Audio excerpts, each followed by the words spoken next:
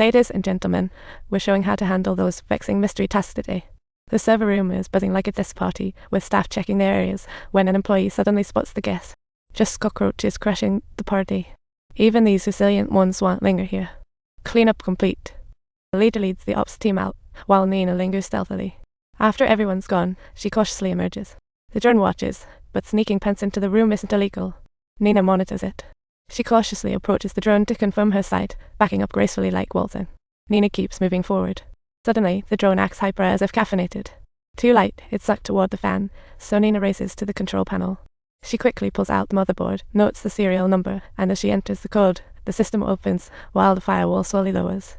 As she pulls the connector, she looks at the drone. Nina, caught by the fan, realizes time's tight and places the motherboard firmly. She pushes the connector in, mainframe and motherboard reset. Drone darts out, energetically, mission accomplished. The drone missed Nina's misdeeds. Come now, Nina explores the mainframe, exactly as her father described. Countless interfaces sparkle like stars at the party, illuminating the server room as she prepares to leave. Suddenly, a man enters. Winnie flips the switch, shuts the door, trapping Nina inside. Nina panics, urging Winnie to open the door. Winnie seeks answers, but Nina hesitates, so Winnie threatens to leave. That's when Nina reveals Dad was shot in the back, but deemed a natural death. Drone hasn't reported, but she wouldn't lie. Could this system be wrong? Though it's never erred in 20 years. But something's definitely off, and Wynne is curious about what Nina's been up to, not exactly something you share in front of. Nina vaguely mentions she has video evidence. Winnie thinks she's crazy. If caught, she'd face centuries in prison. But she can't ignore her father's unjust death. The company aims to hide the truth. Obtaining the video means violating millions' privacy. Though she only wants Dad's last seconds, privacy infringement is real. Anyone open the Yakuti acute glottal substroke circumflex armenian but o hangul diaphrine o grov letter 1 0 I circumflex a amount o grov in tilde o grov thon o not sign door. Desperate, Nina tears off her shirt's badge. Toxic fumes start invading her body. She knows Winnie locked the door.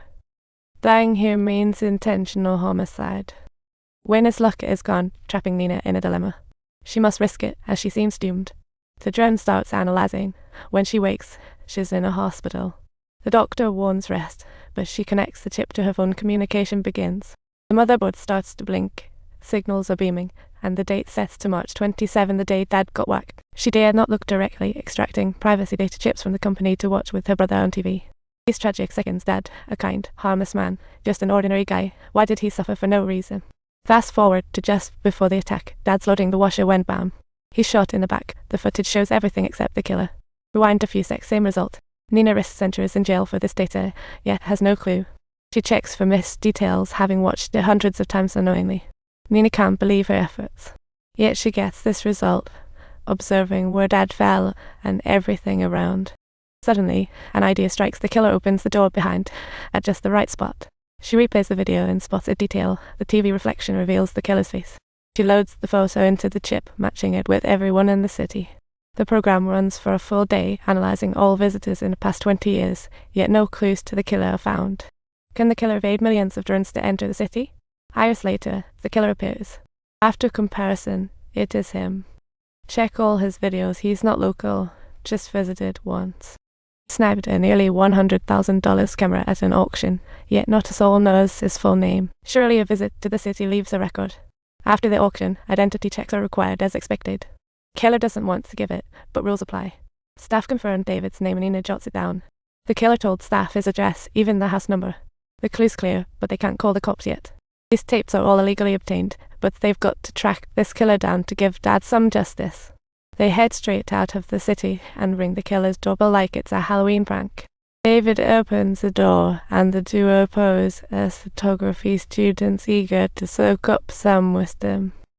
That very camera from the auction is David's prized possession. It's definitely a jaw-dropper for any photography enthusiast. In the dark, he opens the door, invites them in, and finds his house full of rare cameras. David's quite puzzled. Nina explains using the auction story. David seems convinced, but instantly grabs a hidden gun from the cabinet, aiming at them. That's when Nina pulls out the video, pointing out the killer. David can hardly believe it. How did this video get leaked? Stay calm, she says. The video will auto-send to cops and everyone in town if we don't return by noon. Nina's no slouch. She's a high-skilled hacker. A standoff ensues, and David's a pro hitman obviously. Someone hired him for this job. Nina inquires about his employer, but practitioners are highly cautious. All is done anonymously, with targets and details sent via encrypted messages. Nina's itching for those chat logs encrypted or not. She can crack it. But to keep herself safe, he already wiped everything out. Nina insists he get his computer out. Deleted data can still be recovered.